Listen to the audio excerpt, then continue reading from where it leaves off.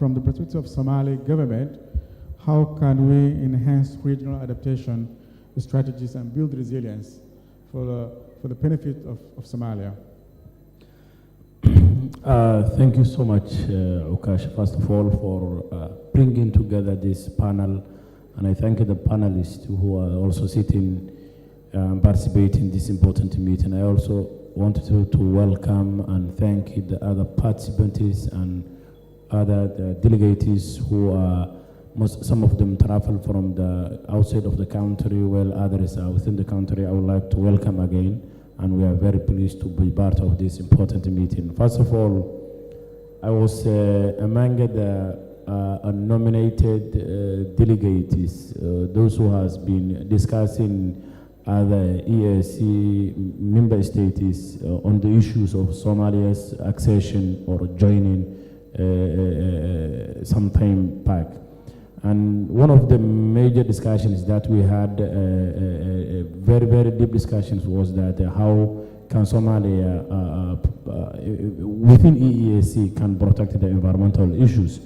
And I remember some of the missions, those who came to Mogadishu, we had a number of meetings, and then there was issues that we have discussed.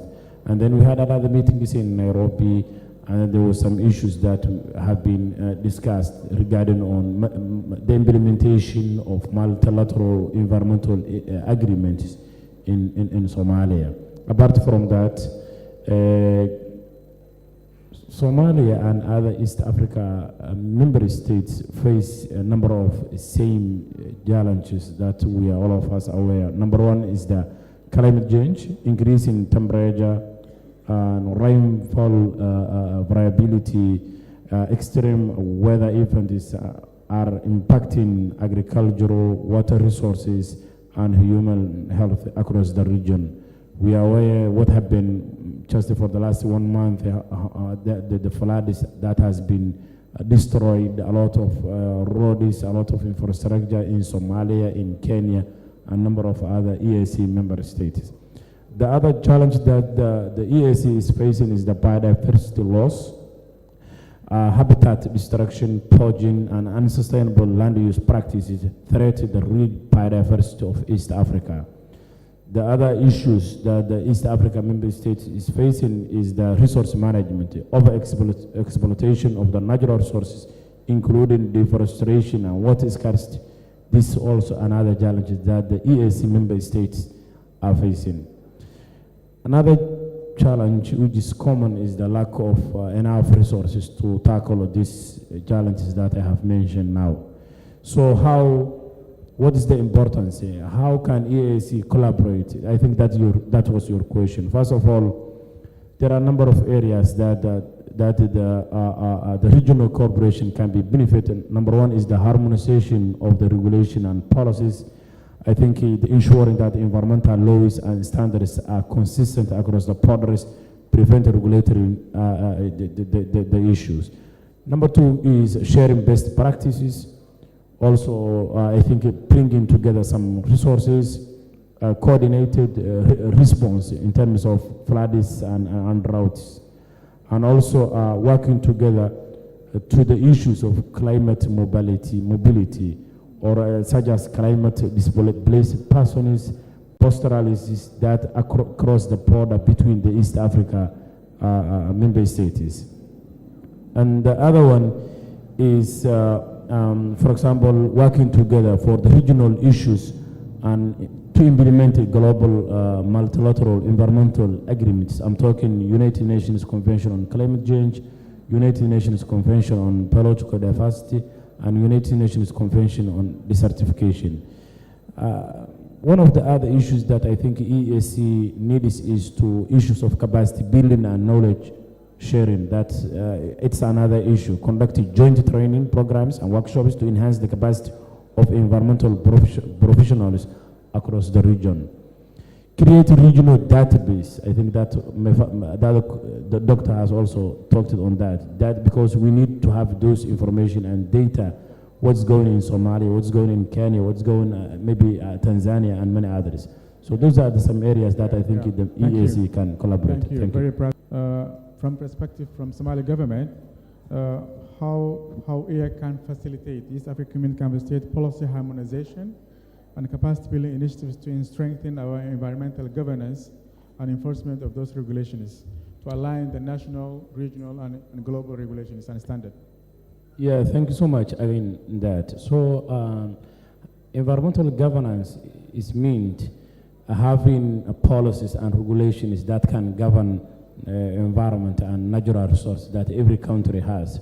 So going to broader on that, especially on East Africa, I think EAC can, maybe the technical teams regarding environment and climate change sector can make sure that how other member states, what does policies and regulations do they have.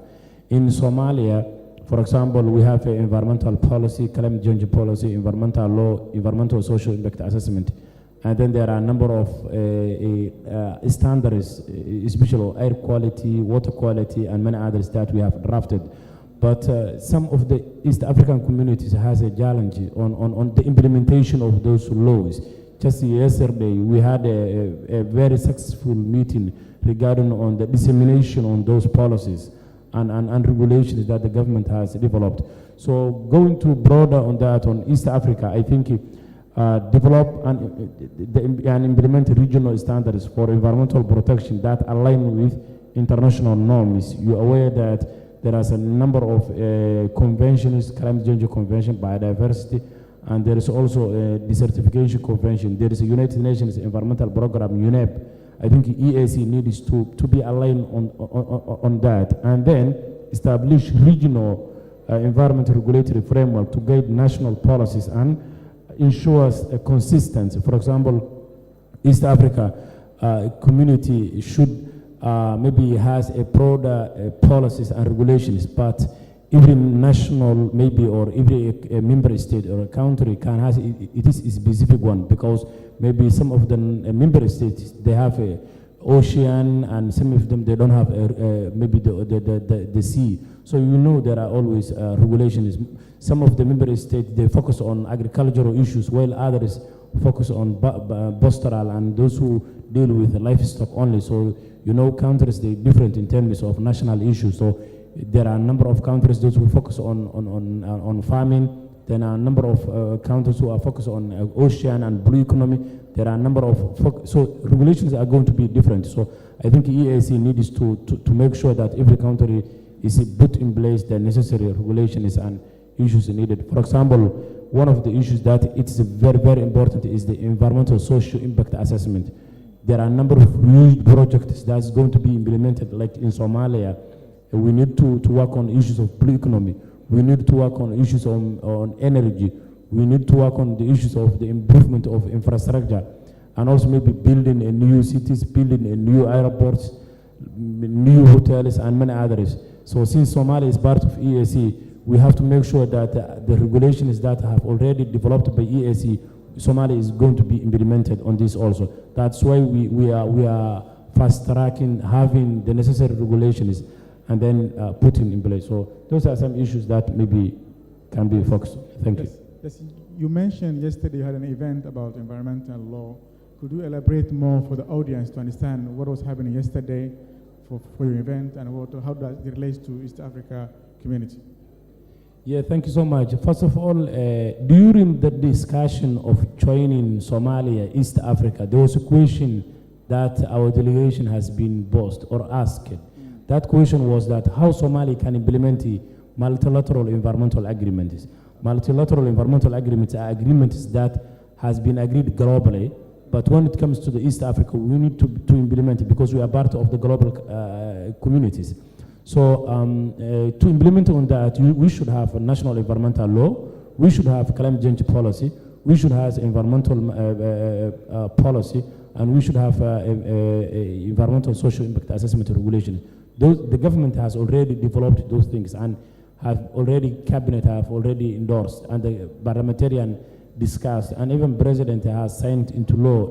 The first time, I think it was April, the first Somali environmental law that we never have on that. So I think those regulations are necessary to protect on natural resources, to protect on environment, and also to deal on climate crisis. Thank Yeah. you. Thank you.